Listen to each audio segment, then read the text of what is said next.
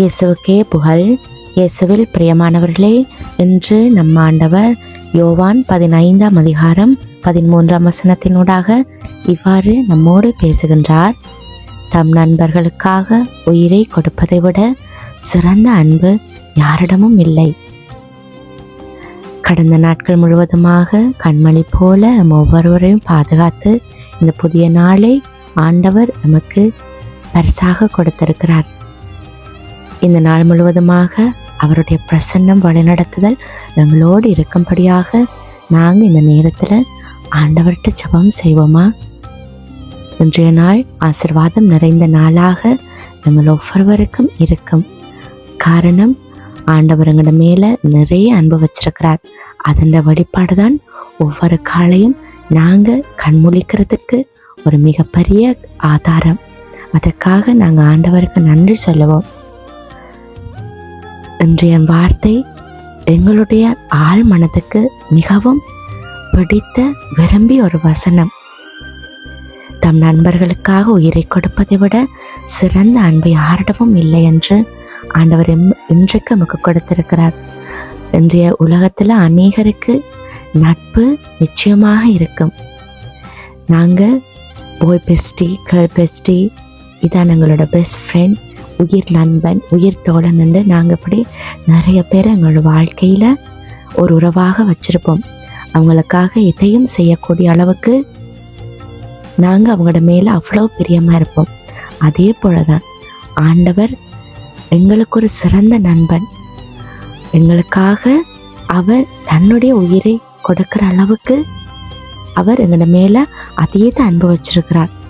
இன்றைய உலகத்தில் அன்பு என்று சொல்லப்படுறது பல வடிவங்களில் மாறுபடும். சில அன்பு நமக்கு மகிழ்ச்சி இருக்கும் வரைக்கு நம்மோடு இருக்கும். சில உறவு நமக்கு தேவையான நேரத்தில் மட்டும் நம்மை தேடி வரும்.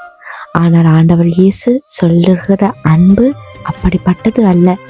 தனக்காக எதையும் எதிர்பார்க்காமல் பிறர்க்காக தன்னை அர்ப்பணிக்கும் அன்பு தான் உண்மையான அன்பு என்று ஆண்டவர் சொல்லுகிறார்.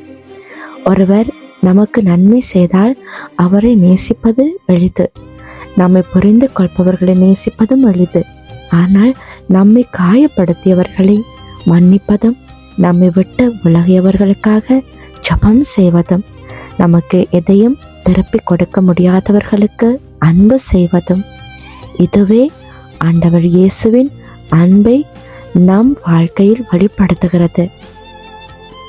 இன்றைக்கு இந்த காலையில் நாங்கள் எங்களிடம் ஒரு கேள்வியை கேட்டு பார்ப்போமா? எங்களுடைய அன்பால் இன்று யாருடைய வாழ்க்கையில் ஒரு சிறிய மாற்றத்தை ஏற்படுத்த முடியும் என்று. நாங்கள் எங்களோட அம்மா அப்பா, எங்களோட சகோதரம், எங்களோட உறவுகள், சொந்த பந்தம், எங்களுடைய நண்பர்கள், இவங்களுக்கெல்லாம் நாங்கள் ஈஸியாக அன்பு காட்டிடலாம். ஆனால் எங்களுக்கு எதிராக செயற்படுறவங்க, நாங்கள் வீழ்ச்சி அடையணும் என்று நினைக்கிறவங்க, எங்களுடைய வாழ்க்கை நல்லபடியாக இருக்கக்கூடாது என்று செயற்படுறவங்க, இவங்களுக்கு நாங்கள் திருப்பி அன்பு கொடுத்துருக்குறோமா? அது ஈஸியான ஒரு காரியமா? சற்று நாங்கள் சிந்தித்து பார்ப்போம்.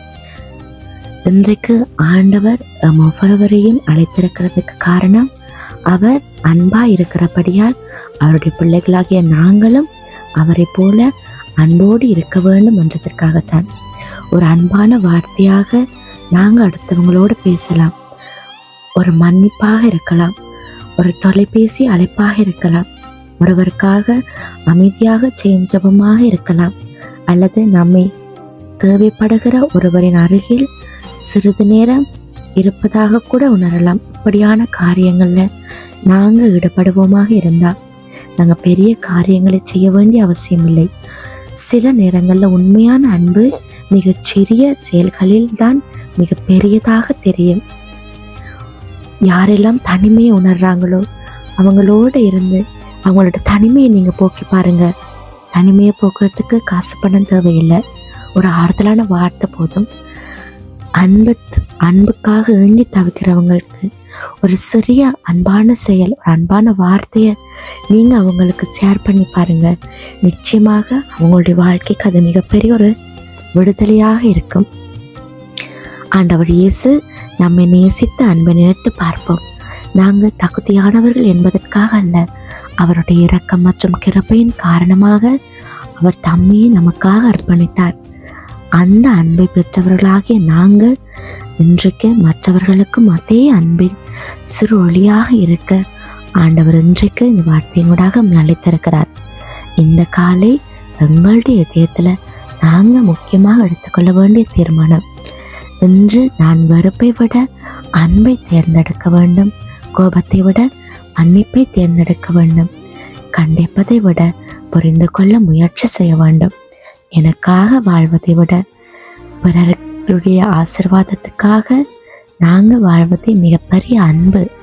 இந்த வார்த்தையை எங்களுடைய வாழ்வாக்கி அன்பே மிகச்சிறந்த ஆயுதம்.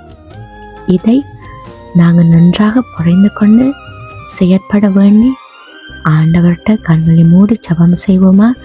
அப்பா தகப்பனே, நீங்கள் எங்கள மீது காட்டிய தியாக அன்பிற்காக உங்களுக்கு நன்றி அப்பா. இன்றைக்கு எங்களுடைய வார்த்தைகளிலும் செயல்களிலும் எண்ணங்களிலும் உமது அன்பு வெளிப்பாடு நிறைவாக வெளிப்படட்டும். எங்களை காயப்படுத்தியவர்களை மன்னிக்கவும், என்னை தேவைப்படுகிறவர்களை கவனிக்கவும், பிறருக்கு நம்பிக்கையாகவும் ஆற்றலாகவும் இருக்கவும் எனக்கு கிருபை செய்யுங்கப்பா.